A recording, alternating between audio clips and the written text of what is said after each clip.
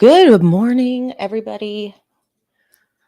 Welcome to the weekend recap live. I'm not going to go live on Instagram today, so this is just going to be for the YouTubes and the Facebooks. Or should I? No, it's too late. It's too late. I can't add it now. I don't think I can, at least. Today we are talking Drag Race, Teen Mom, and Jersey Shore. Where did I put my notes? The cats are ready to go. Do I really have 0 people for this one? It's starting to feel like I should stop doing these and just do Sunday lives. I think that's the way to go, I think. The cats are happy to be here, though. At least that's going for me.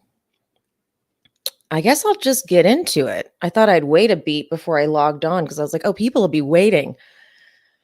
Guess not. I guess not. All right. Let's start off with Drag Race. I think by now. Oh, good morning. Hi, Max. Hello. Maybe I should give it a second. Okay. Drag Race. So you guys know that I'm very happy that Q ended up going home. But so operating from a place that we don't know that yet, they get done with the you know how they do like the after the challenge, after the elimination, like Kiki at the top of the episode. I didn't realize that Q only has 2 wins when Plain and Saphira have 4. And of course Q is like, "Oh, I mean, they didn't deserve 2 of those, but that's fine." I'm like, Q, you didn't deserve the wins you think you deserved. Okay? Q, don't piss me off. The mini challenge is this kiddie pool karaoke. And honestly, Plain is right. RuPaul is trying to waterboard us. What the fuck was that? That was such a fucked up challenge. Oh my God. Like they were literally just sticking their face in water, making fools of themselves. Like that wasn't great. Winner is Saphira though. But I usually the mini challenges aren't that great, but this was a nice mini challenge prize. You get all expenses paid trip to Puerto Vallarta, airfare included. Okay, yeah, that's a nice trip. That's for sure a really nice trip. But okay, Maxi Challenge is the put pen to paper and write stories about your life. So like it could not be worse for Nymphia, because Nymphia is like, I just hope it's not a writing challenge. This would be something I would love, right? Because it doesn't involve any other skill other than like talking about myself and writing about myself and like conceptualizing a book cover and shit like that. Like I love it. So this is what it's going to be. It's going to be, you got to make a catchy title. Then you got to pose with Albert Sanchez, and Matt Rogers will do an interview.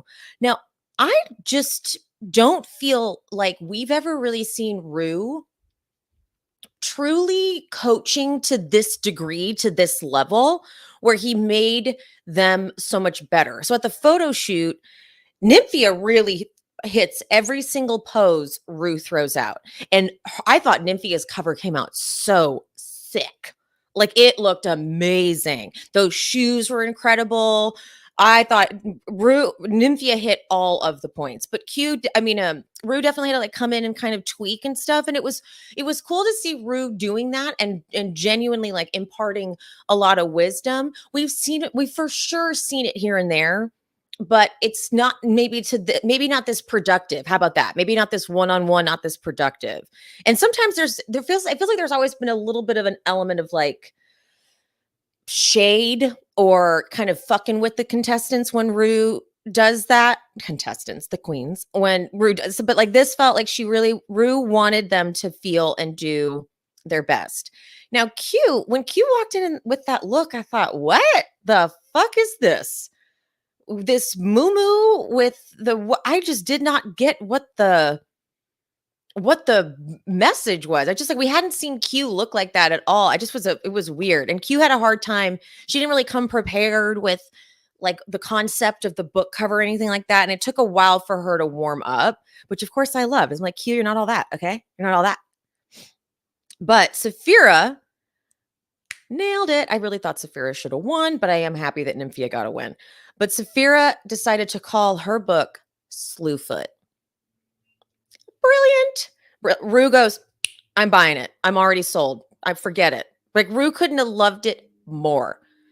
Rue is living for Rue didn't even have to do anything. With Saphira, all Rue had to do was help put that braid around Saphira, and Saphira posed and brought it and gave it. And honestly, Rue was just having fun. Like Rue and Saphira feel like longtime good Judys.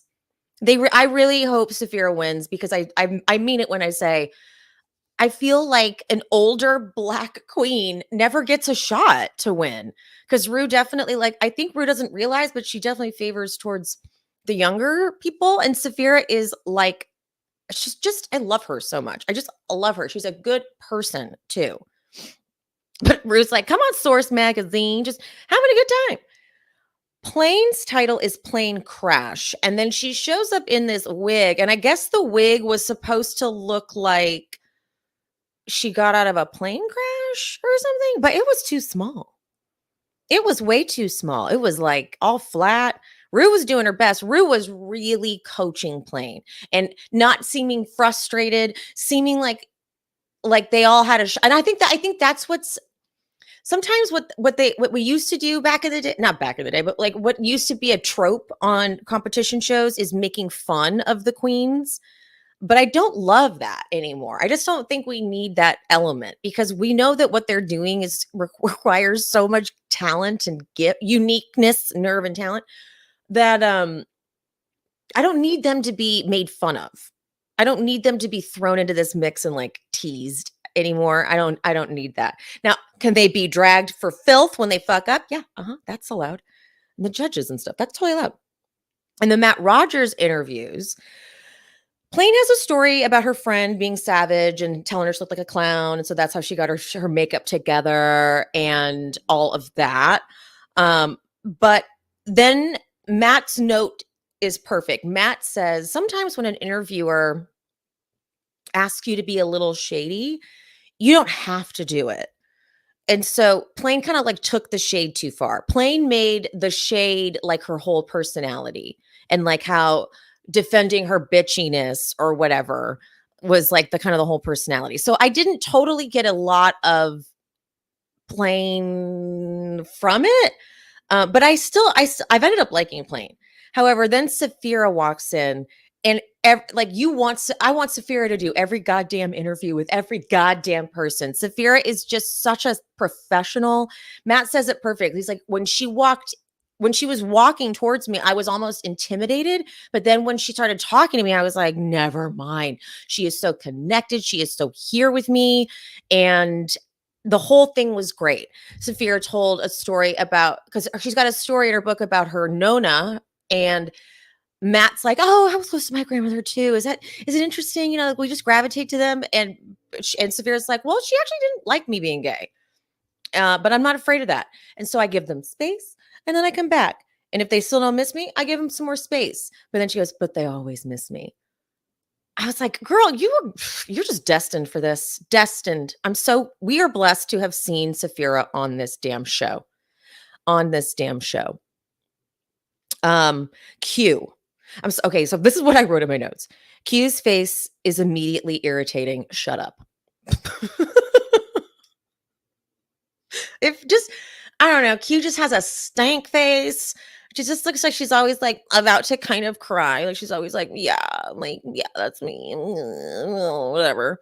Matt did an incredible job interviewing. I gave him a lot of he made Q look better. He like extracted what he could out of Q. But I agree that Q's book title, something about like Q, whatever, alphabet soup, take a bite or whatever the hell. It was like, as Rue said, do you take a bite out of soup? Do you? Oh, okay. What am I talking about? So I was like, okay, yeah, she cried a little bit talking to her mom. I'm like, okay, bye, Q, get out. We already know. Nymphia's cover, can't say it enough, was sick. It was so, I mean, you put that in like Paper Magazine, put that in any editorial. It was so cool. But then she gets into talking about how Western society beauty standards really fucked her up. Looking in the mirror, she didn't see that. So makeup and cross-dressing was her way of disguising. And Nymphia says even to this day, she doesn't really like looking in the mirror. Now, what I love about this episode is there was so much footage of them getting ready. Because I mean, now there's only 4 of them, so they have all the time. All of the footage of them getting ready and all the reading in the workroom and how they just get a kick out of it. And Nymphia says it perfect. The love language for a drag queen is shade. It makes me think of, remember the season with Alexis and Trinity and whatever, and Alexis got all butt hurt because when they did the reading challenge, a bunch of them made fun of her weight. And she thought that was taking it too far. And when they went to the reunion that year, Trinity goes, "You are a drag queen, and that is a part of the job," or something like that. And that always sticks with me because the way Trinity just said it, it's just so true. Like, this is what we fucking do, bitch. Okay. Welcome to the world that we live in. This is how we say we love each other. And if you don't know that you're a little curvy, well, man, I don't know what to tell you, Alexis. Alexis was so annoying. Doesn't Bianca have a whole thing with Alexis? Doesn't Bianca Del Rio hate Alexis? Am I remembering that right? Because I feel like every time I happen to watch, was it Alexis? I think it was. I think it is, and that's why I really, really do love Bianca Del Rio. That's why I think I also like Bianca Del Rio because everyone knows Bianca is one of the sweetest, most kindest people. I loved Bianca. I'm such on a tangent. Bianca and Adore together. God love them. Adore had Bianca's number from the jump. By the way, how amazing does Adore look? Adore has, I think she completed the surgery. I think, right? Yeah. She looks gorgeous. Like, stunning. And it also really makes sense that the reason why Adore had a hard time with the padding and that typical kind of cliche drag stuff that she just didn't love, and as she called it, I got my hog body going on. It makes sense that she was dealing with her own identity at that point. So the runway category was Fandango. Q's was fine. It was like a orange tutu with this like high pigtail buns thing. It was fun. It's fine. It was fine. Oh, was this? Hold on. It's just Harlem wrote, "If you can't roll with the punches, then this is not the career for you." That's right. That's right. That's what she said. I love it. Saphira came out in this blue African Queen number with fans, with a big old fan reveal. Don't get me wrong, you could tell that there was going to be a reveal on this dress, but it was stunning, and Saphira looked stunning. The face was great. Nymphia does a Marie Antoinette thing with a fire crotch. I was shocked that she won with this, just because I was like, hasn't this been totally done? Didn't who did it? Was it Detox? I could have swore Detox did that, or maybe that was just her. Maybe that was just her talent show that I'm thinking of.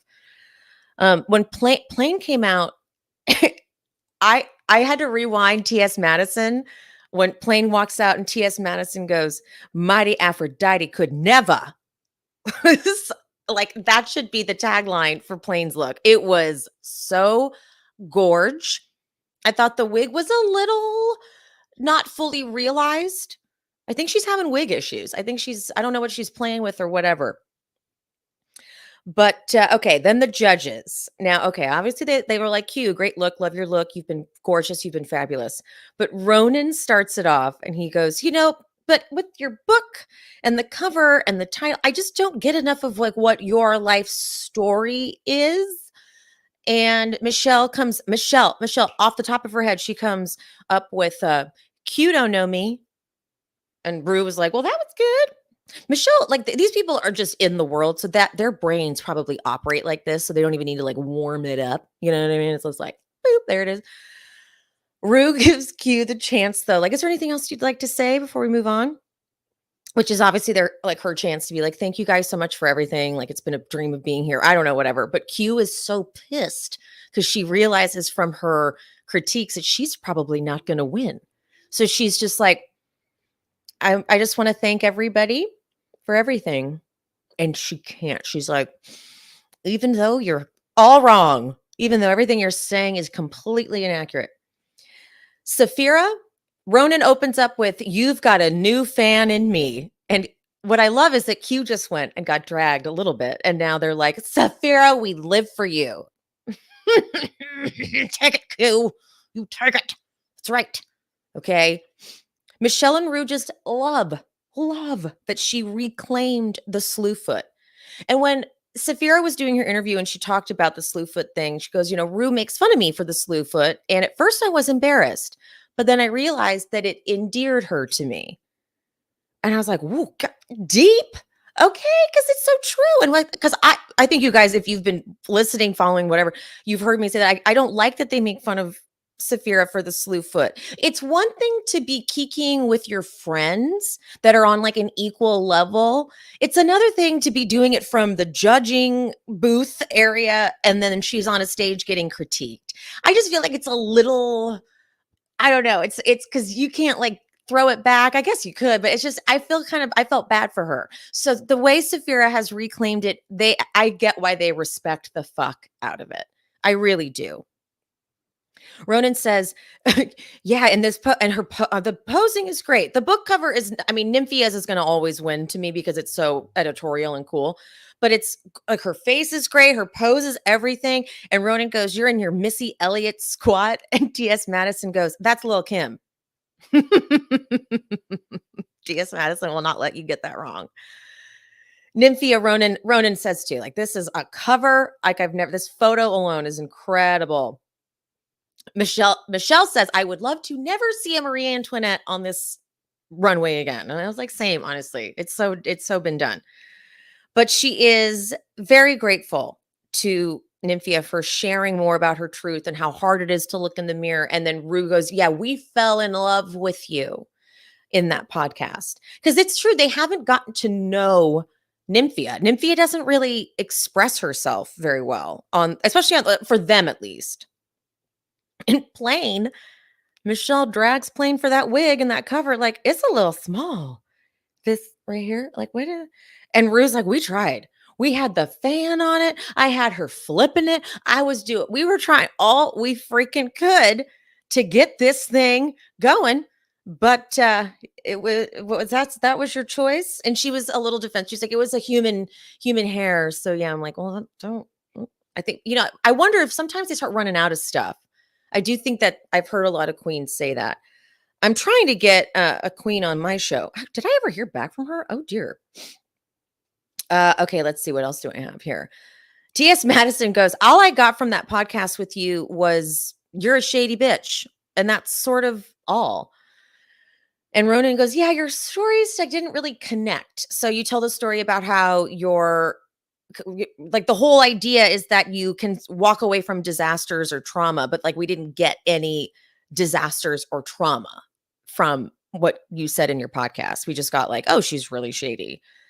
And Rue goes, you're also very deliberate with what you say. Like everything you say to me is like you're thinking it through. And the best thing about the people with the most success in showbiz, kid, are people who can reveal the underbelly of themselves. And that will be because when I hate saying this, like when Plain cried and was like, open and honest about the open. I hate saying open and honest. It sounds like Kyle Richards. Oh, sorry, I take that back. But when she was open about her fears and stuff, it's like, oh, okay, you are a human. Cool. Because that's the problem with Plain. Plain can be kind of like a robot. That's what it is. It's like animatron. You know what I mean? Nymphia won. And I honestly think they did that just because she should have had a win maybe going in. And what's so great is, okay, so in Q's mind, okay, Q thinks Nymphia shouldn't have won. Because especially since the Marie Antoinette thing's been done, I'm sure Q's running through all of those things in her head. I almost feel like they wanted to give Nymphia the win so that they could justify sending her through, because there's Q who has 2 wins, because Nymphia had none, right? Right? No, I'm lying. Nymphia had a win. Oh, wait, whatever. Sorry, it's just Harlem goes, that just took me back to the BH reunion. God, I know. Open and honest is now forever ruined. That phrase is forever ruined. Thank you, Kyle. Tiger, you're being so cute. Look how cute she's being with her big chunky belly. Plain and Q having to lip sync together, though. everything. I was dying. I was like, oh my God, yes. And so here's what I wrote. God, I hope Plane eats her up and Q gets eliminated. Please, oh, please, oh, please. And then that happened. Oh, it was so good. So, okay, it was like too good to be true. So the song is Better Be Good to Me by Tina Turner. And I prefer all of Plane's choices over Q's. I don't know what the fuck Q was doing. Q's just weird. Q's just like awkward and like, but Plane was making funny choices. So it wasn't even like, oh, Q should have got it. No, Plane should have got it. But I thought for sure that Rue was going to go, Plane, Jane, Shantae, you stay. And then Q, Shantae, you stay. But no. Oh, no, no, no, no, no, no, no, no. Bye bye, Q. I'm not kidding. Ruth seemed savage about it. I don't know what I think Q pissed somebody off. I swear to God. I think Q made them mad somewhere because it just seemed like Ruth wanted to get her the fuck off that stage. She was like, Q, you've been great. Yeah, okay. Bye bye. You've been wonderful. Get out. So bye bye, Q. I am so happy we don't have to see Q in the fucking final four in the finale. God, thank God. Thank God. So obviously you guys know that I do prefer Saphira. I would like Saphira to win. I don't think Plane will get it. And I can't imagine Saphira not getting it. Like I can't imagine I don't know. I don't know. But that will be so next week. Hi Jazz. Hi Jasmine. Oh, hi T Geddes. Hi. I next week is going to be the lip sync battle with the eliminated queens. Dude, the winner of that gets $50,000. I can't remember. Is there a runner-up cash prize for the regular, like the real season? Because that would fucking suck if you were second place and you got nothing, and then one of the eliminated queens who didn't have to do the whole challenge, all of the challenges and stuff, they get $50,000. I'd be like, can you get me? Excuse me. That would piss me the hell off. So I certainly hope. Anyway, okay. Hi to the chat. Hi, G Hazard. Q said that the statement about others not deserving certain things, certain wins again last night at Roscoe's after show. Q said it again at Roscoe's after show. I bet she did. A little bitter lady that she is. Whatever. Q, okay, so honestly, Plane was the TV villain. Q was the real villain of the season. For sure. For sure. Okay. Oh, okay, God, I keep forgetting to plug this. I set up an Amazon shop. Did I? I think I linked it. I'll link it in the description. The only reason I'm bringing that up is because I had a bunch of people ask where I got like blankets and things that you see in the videos. So I was like, I guess I should just put it all in one place. So I set up an Amazon shop. I had some people ask where I got this blanket, where I got this CD thingy here. Everything is in the Amazon shop, FYI. I'll put in the episode notes and then I also like link it on YouTube wherever I can link it or something. But I have to remember to plug it because I set it up and I have told nobody. No one knows I have it because I'm so bad at plugging myself. Okay. They did it like 1 year for Willow and Lady Camden, but then it wasn't back last year. Okay, so it's just Harlem is talking about the second runner-up prize or whatever. That seems kind of shitty if one of the eliminated queens wins the lip sync battle, gets $50,000, and then like the second place at the finale is like, bye-bye. You don't get anything. They should change that. Okay. Okay. Teen mom time. You guys, I'm actually surprised I'm interested in this season. I don't know. Okay, so like Mackenzie has shown up with Cassano. I get Mackenzie was intimidated walking in, but she doesn't say hi to anyone. She sits off on the side and like that wasn't the move. And she'll say well, no, let's actually just go through it because like in real time was what was making it so stressful. Because then Cassano walks around and is like shaking everybody's hand. He's like, hey, everybody. And she literally is just sitting off to the side, pretending like he's not doing that. So what are you doing, Kenzie? Like, it would make sense to the first thing you should do would be to just to get out of the way, to walk up, say hi to people. I'm Kenzie. And then to Cheyenne, I don't want to disrespect, but I would love to have a conversation with you. That's all. That's all. That's all I would like. But to me, it seems like Mackenzie really wasn't super ready to come back to the show, to TV, to like own up for herself. I don't know. Tyler, the next day, he's such a good little producer puppet because he'll ask a very obvious, like, setup for camera question, but he's not threatening in any way. So he can totally like pull it off. So he's like, hey, like, so what even happened with you and Cheyenne? I don't even really like know. Tyler, no one believes you don't know. Like, it was on the show. It was on the show. And yeah, like, you know it happened. But actually, wait, no, I forget. Tyler doesn't watch the show. Tyler and Kate don't watch the show. They would benefit from watching the show and seeing what the other person says and all that shit. Okay. They would. Okay. The way Kenzie describes it, she's like, I said something, I was trying to be politically correct and I said the wrong word. And then, but she admits, I didn't grow up with any diversity. I had one Black person in my school. And she says that now when she hears the word, she's like, whoa, which means people are around her are still saying that. I will not say it.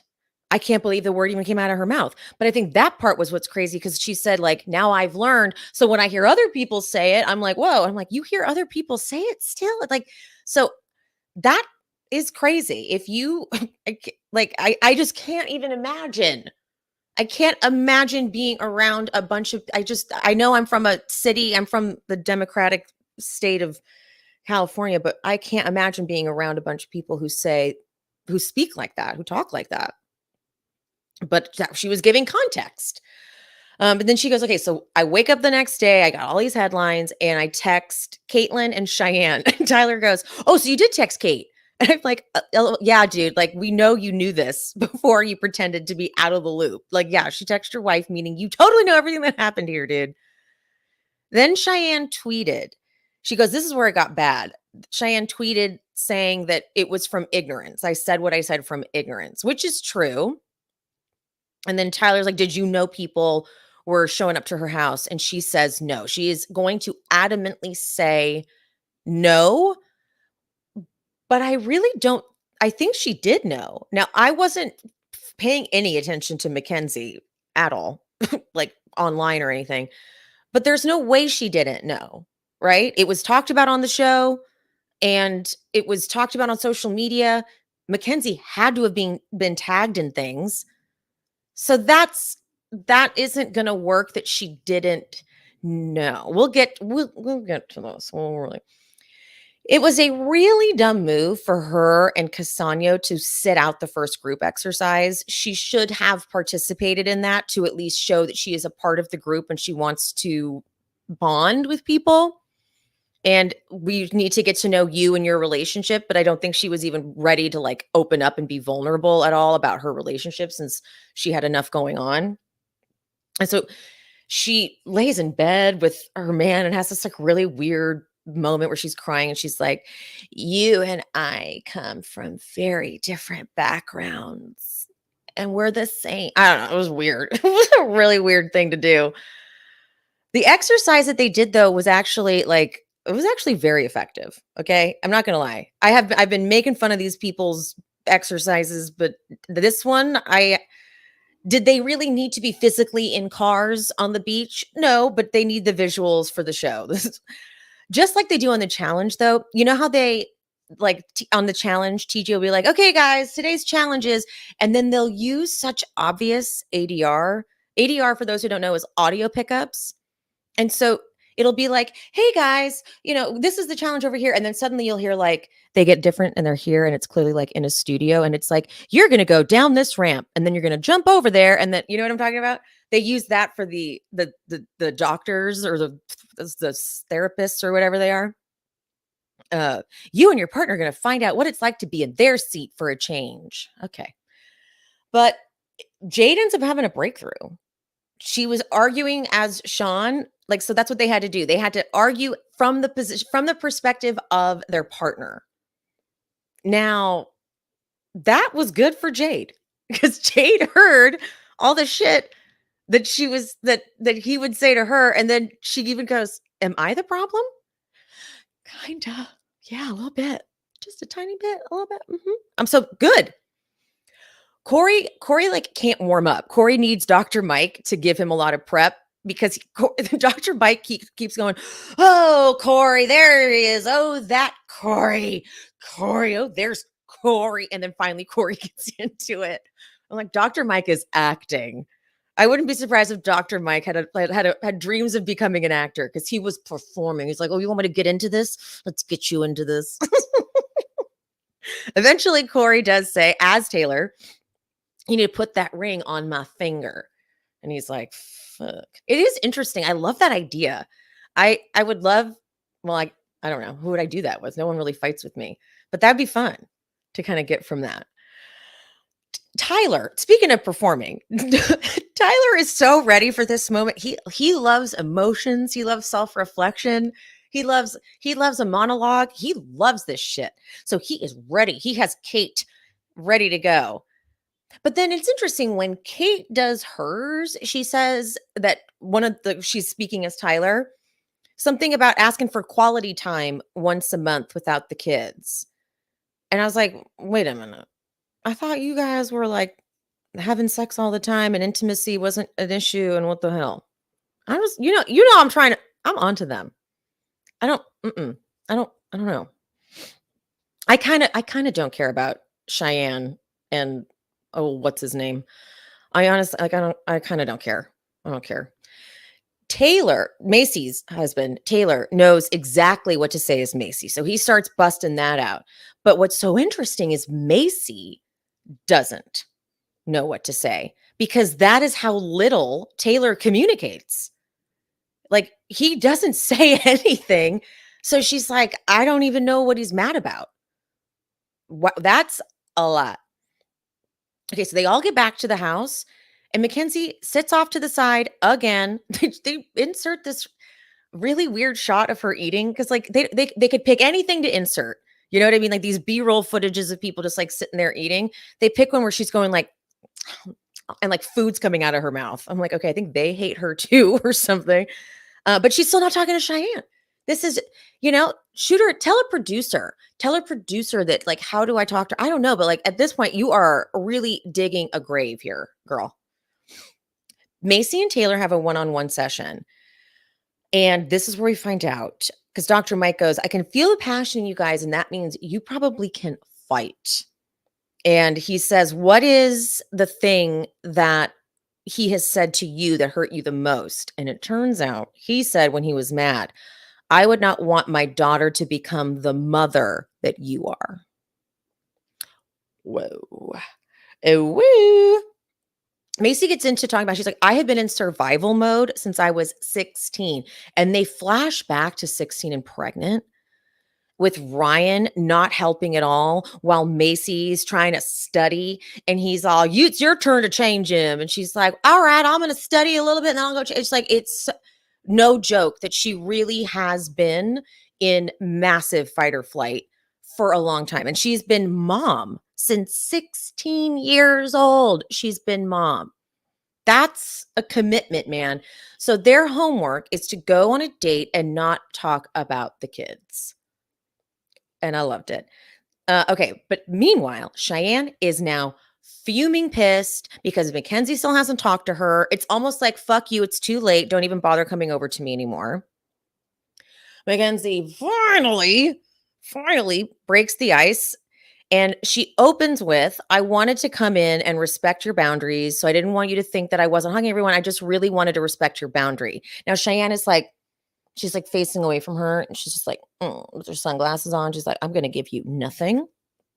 Now, does Cheyenne need to give her anything? Not really. I don't really know if Mackenzie's proving that she's sorry for anything. I actually think Mackenzie might be mad at Cheyenne. From what I'm gathering from what Mackenzie has said, when she said, this is kind of where it went off, is that Cheyenne tweeted, I said that what I said out of ignorance. And I almost feel like you like she resents Cheyenne. So that's sort of why I'm like, maybe I don't know. I don't know. I can't decide because the way Cheyenne is acting, my instinct is to not like the way Cheyenne is acting because she's like, okay, all right, okay, the whole time. But does Kenzie deserve more? Kenzie just doing a good job of coming in and acting like a victim? I don't know. I don't know. Because she's like, I've learned a lot and I've become more self-aware before I could even have this conversation. And she's like, I admit I was making myself a victim. Well, I think you might still be, and not looking inward enough. Cheyenne, Cheyenne is like, well, that's good. Well, that's good that you're doing that. That's good. And then uh, Kenzie says that she's just been made aware of what happened to her family. And finally, Cheyenne's like, no, bullshit. That's not true. Everyone knew. And Cheyenne says every time you went on live and said Cheyenne doesn't love me or whatever, my kids' schools would get calls, my family would get calls. So Kenzie was participating in it then, yeah? So Kenzie was like going on a live and being like, Cheyenne's mad at me, or I didn't follow it. Once like Kenzie was off the show, I was like, goodbye. But if that's what was happening, then this conversation needs to be very different, right? Because she's gonna double down that she did not know. I can't believe that. If you have supporters who are supporters enough to go physically to Cheyenne's home, I would imagine that they've commented or sent you a message that they've done so.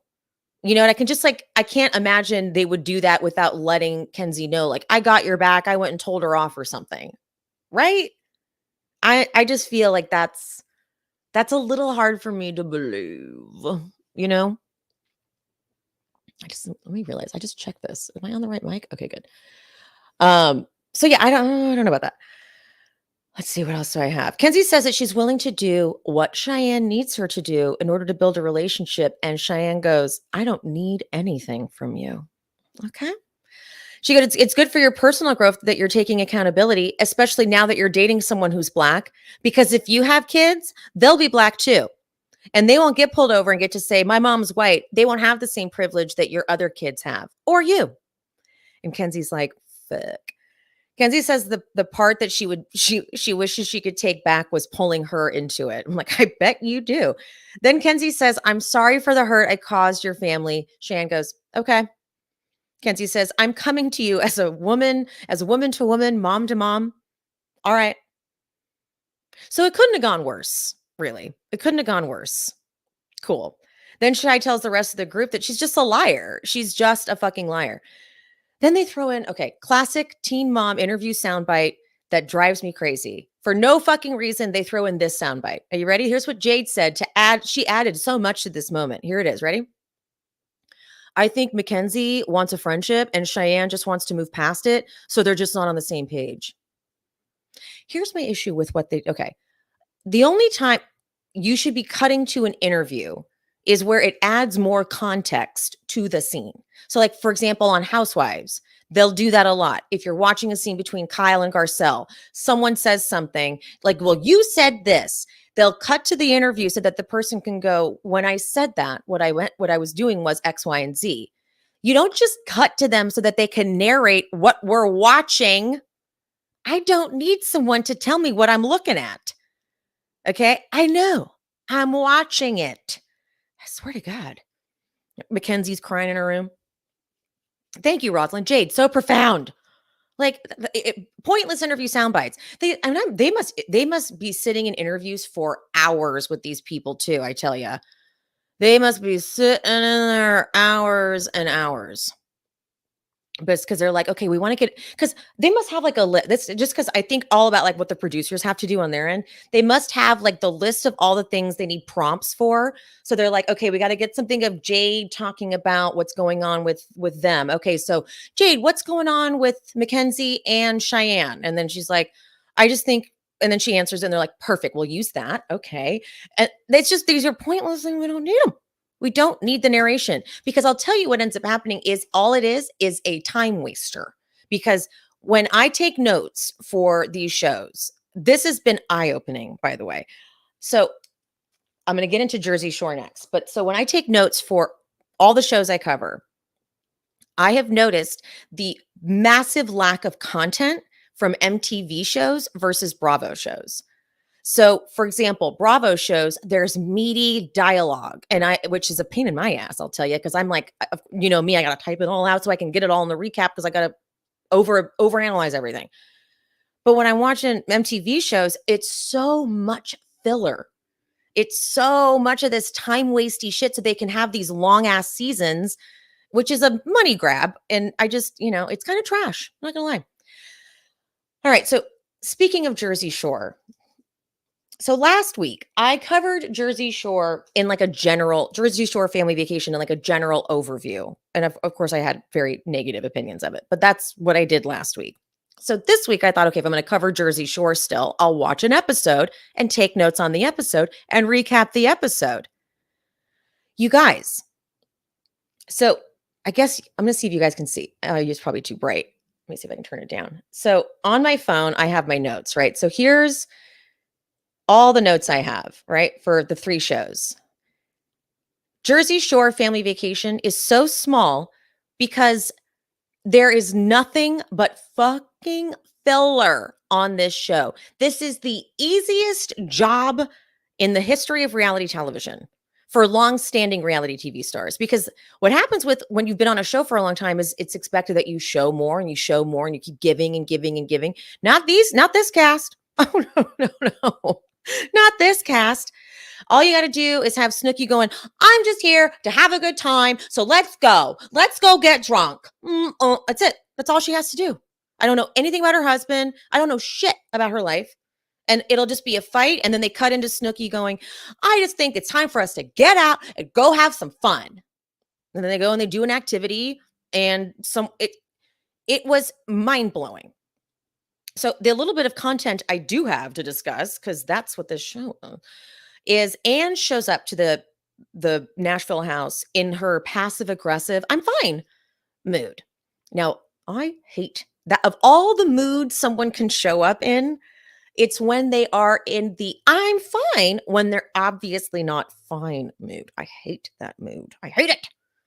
I hate it because it's very manipulative. Because it's one thing to show up quiet. I'm like, I'm good. And it's like, okay, no, they're letting us know they're not good, but they don't want to talk about it. Got it. But walking in with an attitude of being like, I'm fine. No, I'm fine. You can't do anything with that. Oh, I hate it. I hate it so much. I can't stand it. So they go to a restaurant. I would like more people to visit Nashville and go to this restaurant. I'm going to be going to this restaurant. They go to this restaurant where they're mean to you. There's a place is it still there? Ed DeBevick's. Does anyone know? Am I aging the fuck out of myself? Is it even still there? When I was like 16, I went there for my birthday, or 15 or something. And they're assholes to you, but they also like perform and get up on tables and dance and stuff, but they make fun of you. And that's like part of the bit. So that's what they were doing here. But what's great is they're like, Vinny, this is perfect for you. So Vinny puts on a shirt and goes and like works the table. And he's like, hey, where are you guys from? And they're like telling him different places. And he's like, yeah, fuck all those places. And he's just, it was entertaining. But meanwhile, Mike does yet another eating contest where he's totally bad. Eating contests really freak me out. Eating contests, like, just because you can doesn't mean you should. I don't think anyone should do these. I don't think they should be a thing. When that guy was listing the amount of food one should eat, I was like, that would literally kill someone. Why would anyone want to eat that? And Mike never wins at these anyway. He just like lets him do it so that it's I think he like does it so that the show or the restaurant gets PR, honestly. Because he starts like eating slowly and he wins, but they just like cheat and they don't care. Okay, Dina and Chris are getting CJ tested for celiac because he's not growing. And that's what she's going to do. So she's going to be leaving the trip early. And she's telling Ange about that. And then what do? Guess what they did, guys? They threw in an interview clip where even Dina can't pull it out. This is the interview clip.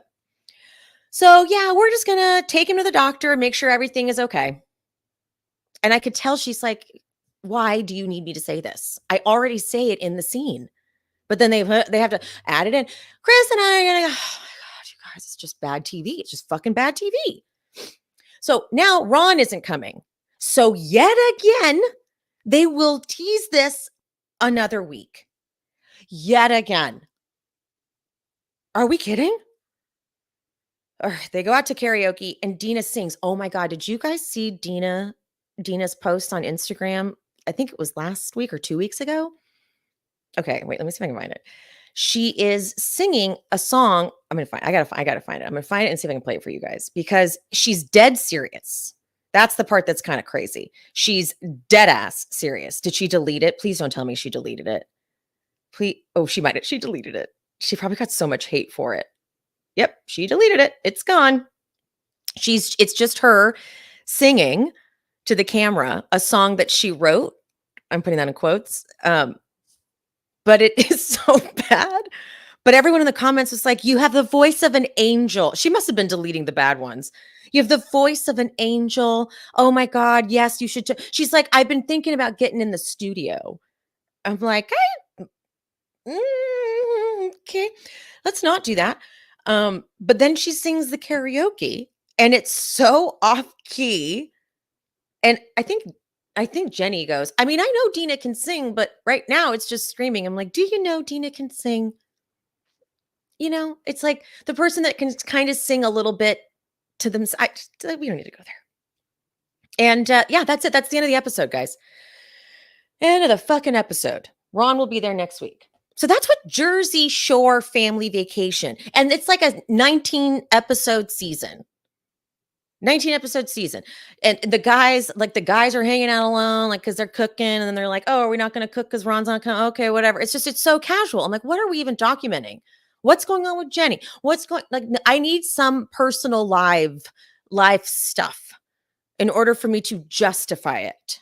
Okay. Max goes, the cats are done with Jersey Shore Family Vacation too. Oh yeah. They fall asleep. They don't give a fuck about that show. Okay. They make fun of it all the time. Oh, little Penny. Oh. They're being like extra precious right now. My God. Anyway. Poor Dina was always kind of pointless.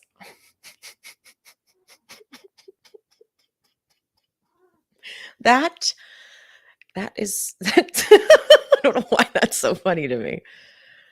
So next week we're gonna see a little bit of like Ange and Sam.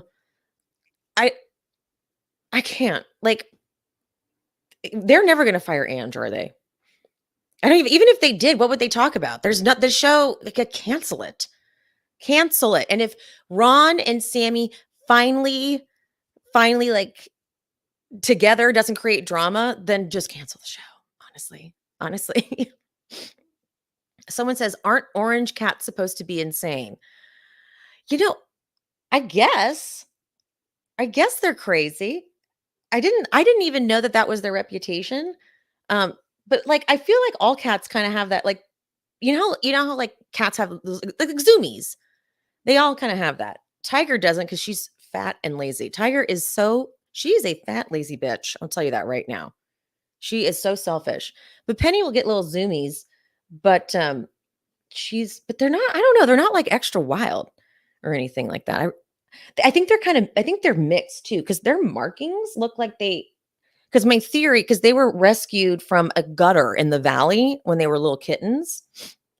My theory is their mom was like a street cat who was either a Bengal herself or had sex with like a slutty Bengal male cat, because some of their markings, I had a Bengal before, have like Tiger literally has like Bengal markings. So they're mixed for sure. They're not like pure orange. And usually orange cats are boys.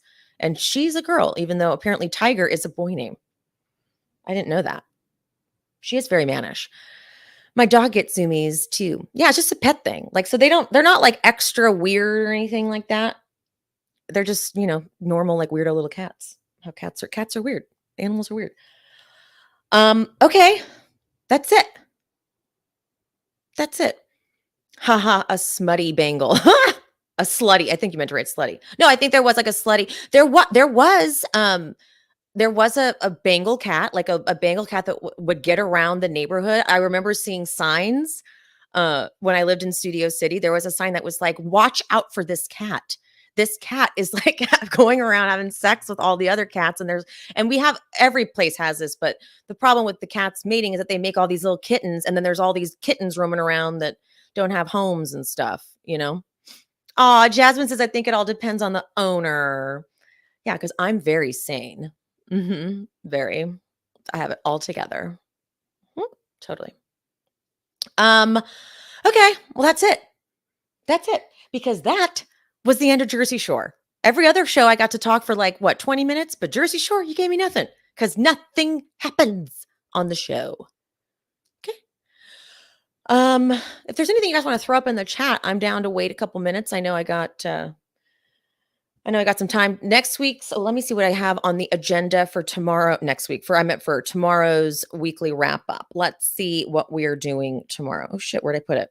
Don't forget that after the wrap up, Kendrick and I cover Martha's Vineyard too. So like we do the wrap up and then we get into Martha's Vineyard. Oh yeah, that's right. I've got the Diddy filing. I'm going to read through it tonight. The Rodney Jones filing against Diddy was put up. So I'm going to read through it. Drake Bell addressed his scandal. He went on to Not Skinny, Not Fat. Shannon Bedore on Jeff Lewis talking about the thing with David. I can't wait to talk about it. It's so funny. And then Simon and Portia. That's all I have now, but I think I'll add some stuff. I just haven't had time to prep this because I'm so behind. Okay, I got one. Here we go. Watched Vanderpump Villa. I started it. I think I only got like partway through the first episode, but I haven't had a chance to, I have had to watch other things for the pod. But I am going to watch it. I'm not going to cover it. A good friend of mine was like, please watch it and we can talk about it because I just need to know your thoughts. But I don't have time to cover it. Are you covering anything with Pia this season? I don't know. I am not 100% sure. It is a lot of work to cover a full season with someone else. With Pia doesn't have all the same like recording podcasty setup and stuff. So sometimes like I have to do a lot of editing and post and things like that. So that's why like when I record with Kendrick, it's all pretty easy because he's already set up for recordings and things like that. So that's the only reason with Pia it gets a little bit trickier. And I noticed it a lot when I was doing Beverly Hills, Miami with her this past. I was like, damn, it takes extra time. But Pia is doing all kinds of content. If you're not following her on TikTok and IG, make sure you are because she's sharing all of her thoughts on stuff still. So you can get your full Pia fix over there. But I talk to Pia all the time, so there's no bad blood. Someone asked me on Patreon, are you guys fighting? I'm like, never. It's honestly just for the show to make, because I don't think you guys realize how it just takes so much fucking time. And I'm behind on Summer House and I got to go do Summer House. Like, it's like I'm always a little bit behind. So recording with someone requires like committing to that time frame, making sure and if I have to reschedule it, I have to make sure she's able to do it. It's a whole lot of extra things. So I'll have Pia on. But maybe I won't do a full season probably. Did you discuss the Carolyn Manzo lawsuit? Oh, that's what I'm going to have on. That's what I will be adding to the wrap up. Jessica, I will add the Caroline Manzo and Brandy being like vindicated. I am vindicated. I'm like, from what? There hasn't been a freaking ruling, you psycho. So I will discuss the Caroline Manzo Brandy lawsuit tomorrow on the wrap up. And let's see. Are you also yay for Dolores getting center in the promo pics? I know, shocking. Dolores in the center really like I'm not going to cover Jersey because it's the worst show to cover, but I might watch a little bit here and there, a little bit. I love when there's dynamic changes. And so Jackie being with Teresa and against Margaret, I'm like, what are you going to spill? Because I know Margaret has so many secrets, and I'm like, ooh, if Jackie starts spilling secrets, I'm going to be in it. I'll tell you that right now. Right now. Melissa thinking the earthquake was a ghost, though. Now, okay, Susan, I thought that was a joke. I thought, because like, you know how people make joke headlines? I'm traumatized from fucking April Fools. Even, by the way, April Fools, I'm going to stay offline every April Fools from now on. I went on Instagram and I got tricked by something. And then I was like, oh my God, it's April Fools. So I threw up my own warning to my followers in my story. I was like, guys, don't forget, it is April Fools. Don't fall for anything. And then I proceeded to share two things that were clearly April Fools. I hate it. I hate it. Susan, Susan, I thought Melissa calling 911 because she thought she had a ghost over when it was the earthquake. I thought that was all a spoof. I thought it was a joke. Like she really called 911? What did she even say? Okay, guys. What are you talking about? That is unreal. Yes. I was shocked to see Dolores in the center too, T. I was very shocked by that. This reminds okay, I'll tell this stupid story and then I'll wrap it up. Her calling 911 on a ghost. Okay. One time this is when I was still living at home with my parents. I was like 23 or something. So I had been out and I was coming home kind of late. So I was trying to obviously not wake anyone up. So it's dead silent in the house. And I start hearing this bang. It sounded like someone was in the ceiling dropping some really heavy chest or something. I don't know. I couldn't describe it, but it was just like boom, boom. And it went on for a period of time that eventually I was like, no, I don't know what this is. So from my room, I called my mom. I called the house phone because I needed to wake them up, but I didn't like want to walk in there and wake them up. And so when she sees me calling, she's like, "Where are you?" I'm like, "I'm in my room, but do you hear that?" And so then she hears it. So then my stepdad and my mom and me are now going through the house trying to figure out where this mysterious banging is from. And I'm like, is there an attic? And there was just like a crawl space that where if you wanted to like store something up there, you could. So we checked there and there was nothing there. But I'm not kidding. The whole house would feel it. This went on for probably 20 minutes. We didn't know what to do. And then at one point, my stepdad goes, "Should we call 911?" And then we were like, "To say what? That we have a ghost? Like, we don't even know what it is." And then it just stopped. I I I don't even to this day, we don't know what happened. But we didn't call 911 is the point of my fucking story. Okay? We didn't. And that house was haunted. That house was absolutely haunted. I was sleeping, laying in my not sleeping, but like I was laying in my bed. And I swear, like it wasn't like I imagined it. So I thought my mom had come in my room and sat on my bed. And so I turned around to talk to my mom and no one was there. So that was okay, because we know spirits are real. So you don't call 911 though. Like you don't really call 911. What did that person say? That person was like, "I'm sorry, what? You have a ghost? So what do we do? What do I send the officers?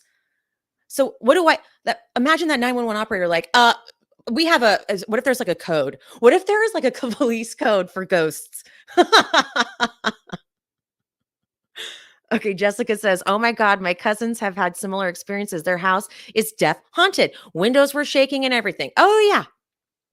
Who are you going to call Ghostbusters? Thank you, Susan. I really walked right into that, didn't I? I really fucking walked right into that.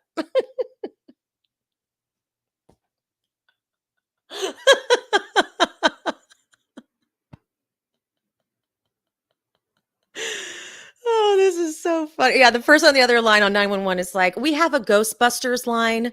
Everybody knows it. We all could call Ghostbusters." Oh my God. That was good. All right. Wow. Thanks, guys. It's been fun. All right. Tomorrow it is. Tomorrow I will see you guys back here, 10 a.m. Kendrick will be joining me. And love ya, mean it. I'll see you then. Bye, guys. Have a good Saturday.